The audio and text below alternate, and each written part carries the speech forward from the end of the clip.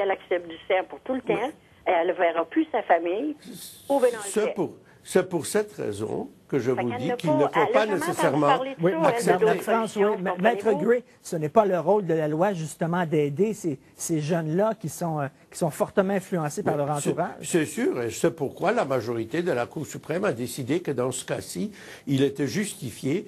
C'est la décision que j'aurais prise si j'avais été médecin, certainement. Il fallait sauver la vie. C'est un des arguments majeurs que Madame soulève.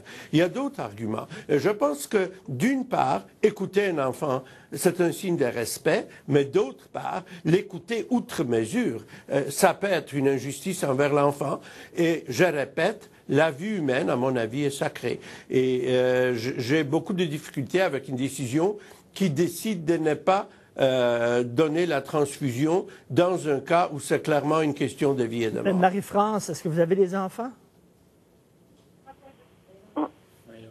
Est-ce que vous avez des enfants, Marie-France? Oui, j'en ai 2.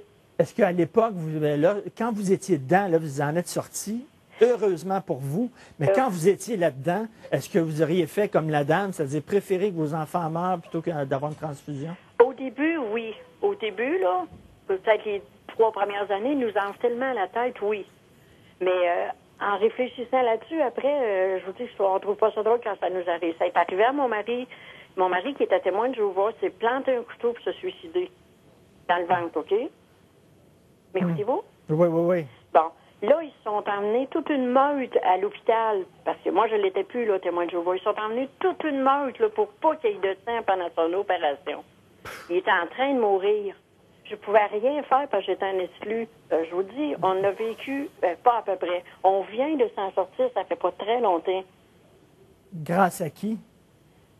Grâce à qui? Grâce à moi, je pense, parce que j'ai fait des recherches en dehors d'eux autres, parce qu'on est tellement surveillés qu'on peut pas. Merci beaucoup, Marie-France. J'ai seulement une question. Maître Julius Gray, ça ouvre la porte à une question. On ne réglera pas ça présentement. Mais au-delà de l'histoire de la transfusion, on n'a pas le devoir, les mineurs qui sont pognés dans des sectes et dans des groupes religieux, de les sortir de là, même si leur vie n'est pas en danger. Comment ça se fait qu'on les laisse là?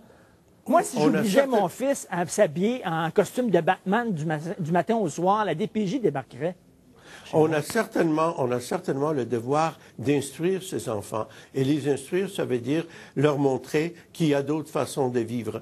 Je ne suis pas en faveur du droit des parents d'isoler des enfants dans des écoles religieuses ou dans un milieu religieux ou ethnique ou autre, où ces enfants ne sauront même pas qu'il y a d'autres façons de vivre. Donc, je pense que nous avons un devoir envers tous les enfants, non pas de les enlever de leur famille, loin de là, non pas de les obliger à ne pas pratiquer une religion, mais de leur montrer que les choix sont ouverts et qu'ils ne sont pas nécessairement obligés de suivre ni la religion, ni les traditions, ni les idées de leurs parents. Merci beaucoup, Maître Julius Gray, pour vos propos éclairants. Merci beaucoup.